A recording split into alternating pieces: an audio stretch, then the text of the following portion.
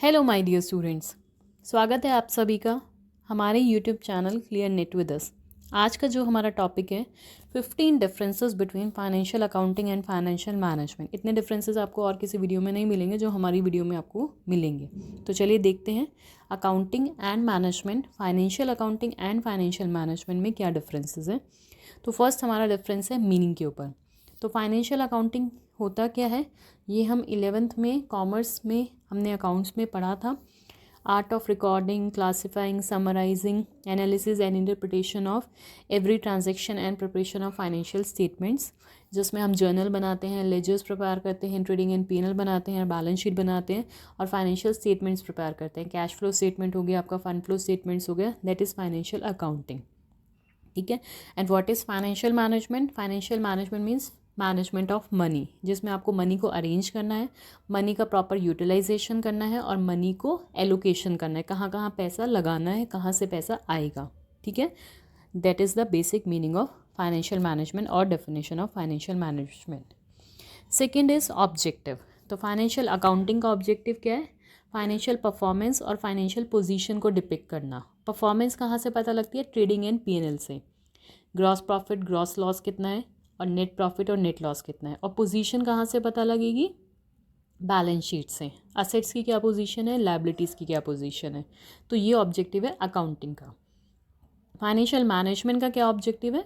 Share holders की wealth को increase करना। जो कंपनी के शेयर होल्डर्स हैं, ओनर्स हैं, उन्होंने जो कंपनी में इन्वेस्ट करा है उस इन्वेस्टमेंट को, वैल्यू को इंक्रीज़ करना। ठीक है, तो मार्केट में जो शेयर प्राइस है, अर्निंग पर शेयर, कंपनी का ऑब्जेक्टिव यही है यहाँ पर, अर्निंग पर शेयर को इंक्रीज़ करना। फाइनेंशियल मैनेजमेंट का ये ऑब्जेक्टिव है। क्लियर। थर्ड हमारा है बेसिस ऑफ अकाउंटिंग। तो फाइनेंशियल अकाउंटिंग जो है वो एक्रूअल कॉन्सेप्ट को फॉलो करता है। एक्रूअल कॉन्सेप्ट कौन सा कॉन्सेप्ट होता है? जहाँ पर आप एक्सपेंसेस को रिकॉर्ड करते हो, जो एक्सपेंसेस जिस पीरियड को बिलोंग करते हैं ना, आप उसी पीरियड में उसको रिकॉर्ड करते हो, whether they are incurred, whether they are paid और not. For example salary due हो चुकी है तो आप उसको रिकॉर्ड करोगे अकाउंटिंग में। ठीक है, एडजस्टमेंट्स के थ्रू रिकॉर्ड करोगे आउटस्टैंडिंग सैलरी करके। ठीक है, चाहे वो अभी तक पे नहीं की गई है, इसको हम बोलते हैं एक्रूअल कॉन्सेप्ट। चाहे एक्सपेंसेस है चाहे इनकम है, एक्रूअल कॉन्सेप्ट फॉलो करना है। And what is financial management में कौन सा कॉन्सेप्ट फॉलो किया जाता है? Cash concept. ठीक है, इनकम्स को आप रिकॉर्ड करेंगे जब एक्चुअल में कैश आ जाएगा, जिस ईयर में जब कैश आएगा उसको उसी पीरियड में आपको रिकॉर्ड करना है। और सिमिलरली एक्चुअल कैश पेमेंट को आपको रिकॉर्ड करना है जब एक्चुअल में पेमेंट होएगी। ठीक है, तो वो फाइनेंशियल अकाउंटिंग एक्रूअल कॉन्सेप्ट को फॉलो करता है और फाइनेंशियल मैनेजमेंट कैश कॉन्सेप्ट को फॉलो करता है। फोर्थ हमारा पॉइंट है डिसीजन मेकिंग सिचुएशन। देखिए फाइनेंशियल अकाउंटिंग जो होता है वो पास्ट ओरिएंटेड होता है। जो ट्रांजैक्शंस हो चुकी हैं उनकी रिकॉर्डिंग करता है, जो इवेंट्स हो चुके हैं, जो ट्रांजैक्शंस हो चुकी हैं। तो यहाँ पर डिसीजन मेकिंग जो है वो सर्टेन है। This is the important point, decision making is certain. और फाइनेंशियल मैनेजमेंट ये फ्यूचर से डील करता है, ये फ्यूचर ओरिएंटेड है। तो यहाँ पर जो डिसीजंस जो लिए जाते हैं वो अनसर्टेन होते हैं। तो डिसीजन मेकिंग यहाँ पर अनसर्टेन है और यहाँ पर इसलिए रिस्क भी इन्वॉल्व है। ठीक है, डिसीजन मेकिंग में तो कुछ बुक्स में आपको सर्टेनिटी वर्सेस अनसर्टेनिटी करके भी पॉइंट हेडिंग हम बना सकते हैं। तो in financial accounting decision making situation जो है वो सर्टेन है और in financial management decision making situation जो है वो अनसर्टेन है। नेक्स्ट पॉइंट है एंड यूजर्स कौन है। देखिए फाइनेंशियल अकाउंटिंग में ट्रेडिंग पीएनएल बनेगा, बैलेंस शीट बनेगी, कैश फ्लो स्टेटमेंट्स बनेंगे, फंड फ्लो स्टेटमेंट्स बनते हैं आपके। तो यूजर्स कौन कौन है? इंटरनल और एक्सटर्नल यूजर्स बोथ। ठीक है, तो ये हमारे यूजर्स है, internal and external users.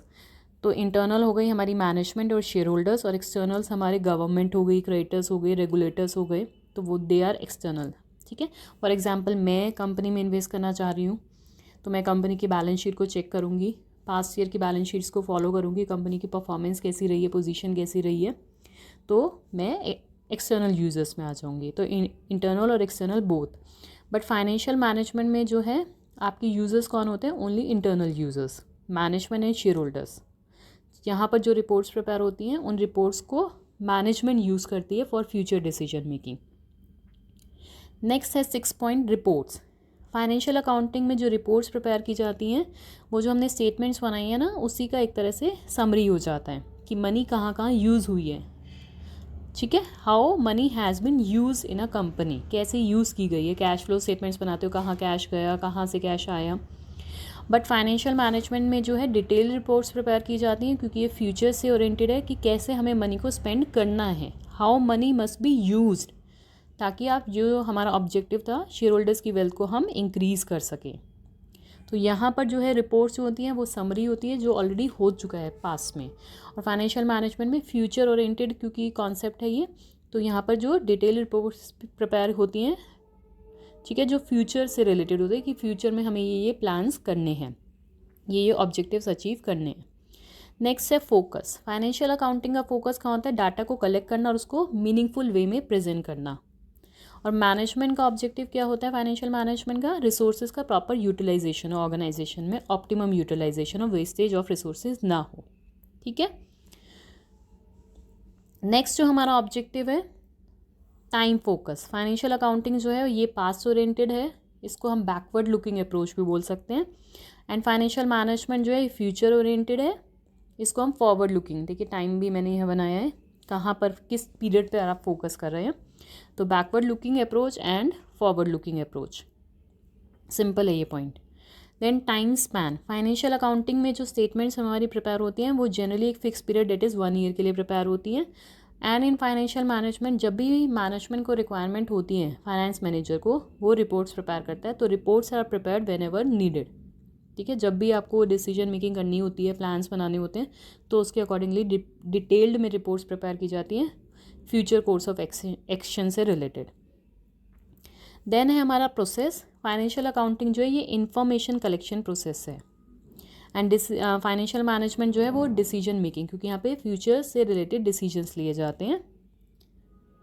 Format. Financial accounting में जो फाइनेंशियल स्टेटमेंट्स प्रिपेयर होती हैं उसके लिए आपको फॉर्मेट फॉलो करना पड़ता है। शेड्यूल 3 है कंपनीज एक्ट 2013 में, वो फॉर्मेट आपको फॉलो करना पड़ेगा for preparing your financial statements. And यहाँ फाइनेंशियल मैनेजमेंट में कोई स्पेसिफाइड फॉर्मेट नहीं है रिपोर्ट्स को प्रिपेयर करने के लिए, तो आप अपने अकॉर्डिंगली रिपोर्ट्स को प्रिपेयर कर सकते हो।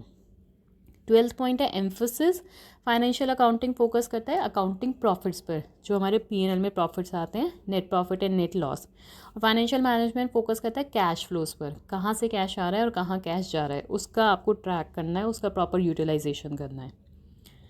नेक्स्ट है हमारा पॉइंट आउटकम स्टेटमेंट्स। ठीक है, जो प्रोसेस हमने बोला कि फाइनेंशियल अकाउंटिंग कौन सा किस तरह का प्रोसेस था, इंफॉर्मेशन कलेक्शन प्रोसेस, और financial management decision making process. तो आउटकम क्या रहा, तो फाइनेंशियल अकाउंटिंग में ये स्टेटमेंट्स हमारी प्रिपेयर हो जाती हैं। कुछ अकाउंट्स हो गए, balance sheet, P&L account, cash flow statement, depreciation schedules, cost allocation statements etcetera. और फाइनेंशियल मैनेजमेंट में हम कैपिटल बजटिंग करते हैं, इन्वेस्टमेंट पॉलिसी स्टेटमेंट्स बनाते हैं, वर्किंग कैपिटल मैनेजमेंट, ठीक है, फ्यूचर से रिलेटेड फॉरकास्टिंग स्केड्यूल्स बनाते हैं, लिवरेज एनालिसिस होता है। तो ये अलग से अपने आप में ना सेपरेट चैप्टर्स हैं फाइनेंशियल मैनेजमेंट में, डिटेल में। ROI कंपटीशन होता है, रिटर्न ऑन इन्वेस्टमेंट कंपटीशन होता है। तो ये हमारे आउटकम्स आ जाते हैं जब फाइनेंशियल मैनेजमेंट में रिपोर्ट्स वगैरह प्रिपेयर होती हैं, तो ये दोनों के आउटकम्स हैं। 14 पॉइंट इंटरडिपेंडेंस। ये एक दूसरे के ऊपर किस तरह से इंटरडिपेंडेंट है। देखिए फाइनेंशियल अकाउंटिंग जो है, जिसमें अकाउंटिंग डिपार्टमेंट जो है फाइनेंशियल मैनेजमेंट को सपोर्ट करता है। कैसे सपोर्ट करता है, इन्फॉर्मेशन सप्लाई करके स्टेटमेंट्स प्रिपेयर कर देगा, और उसी इन्फॉर्मेशन को फिर फाइनेंस मैनेजर यूज़ करता है डिसीजन मेकिंग के लिए। जिसमें आपको एक एग्जांपल से समझना है, तो सिंपल एग्जांपल से क्या है, फाइनेंशियल मैनेजमेंट तो बच्चे आपको P&L अकाउंट प्रिपेयर करके दे देगा, फाइनेंशियल अकाउंटिंग सॉरी, तो और उसी P&L अकाउंट से आपको पता लग जाएगा कि कितना प्रॉफिट है। अब फाइनेंस मैनेजर जो है उसी प्रॉफिट के बेसिस पे डिसाइड करेगा कितना प्रॉफिट जो है डिस्ट्रीब्यूट करना है, मतलब डिविडेंड डिसीजन हम इसको बोलेंगे, शेयर होल्डर्स को डिस्ट्रीब्यूट करना है, और कितना प्रॉफिट आपको रिटेन करना है।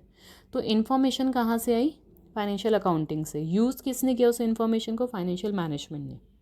इस तरह से तो एक तरह से चाहे ये डिफरेंट सेपरेट डिपार्टमेंट्स हैं बट इंटरडिपेंडेंट है। ठीक है, एक दूसरे को कॉम्प्लीमेंट करते हैं, एक दूसरे को सपोर्ट करते हैं।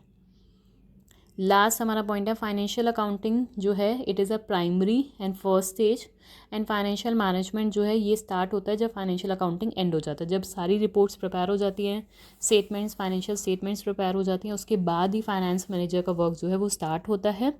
क्योंकि जब तक उसके पास इन्फॉर्मेशन नहीं आएगी जब तक अकाउंटिंग डिपार्टमेंट इन्फॉर्मेशन प्रोवाइड नहीं करेगा वो डिसीजन मेकिंग नहीं कर सकता है। तो आई होप 15 पॉइंट्स आपको क्लियर होंगे। एक फटाफट से क्विक गो थ्रू करेंगे। Meaning, objective, basis, decision making situation, and users, reports, focus, time focus, time span, process, format, emphasis, outcome statements, interdependence and stage। तो आई होप आपको video clear होगी, concept दोनों में डिफरेंसेस समझ में आ गए होंगे। ठीक है, फाइनेंशियल मैनेजमेंट पे हमारी काफ़ी सारी वीडियोस अपलोड हैं जो आपको डिस्क्रिप्शन बॉक्स में उन सबके लिंक्स मिल जाएंगे। ठीक है, प्लीज़ वीडियो को लाइक कीजिए, शेयर कीजिए, चैनल को सब्सक्राइब कीजिए। एक कोट के साथ एंड करना चाहूँगी, success all depends on the second letter. कौन सा है सेकेंड लेटर यहाँ पर सक्सेस में? यू। यू मीन्स आप। सक्सेस जो है आपके ऊपर ही डिपेंड करेगी टोटली। कितने आप एफर्ट्स कर रहे हो, कितना डेडिकेशन है, ठीक है, कितनी आपके अंदर ज़िद है, जुनून है करने का। ठीक है, thank you for watching our video. Keep learning, keep smiling. Good day.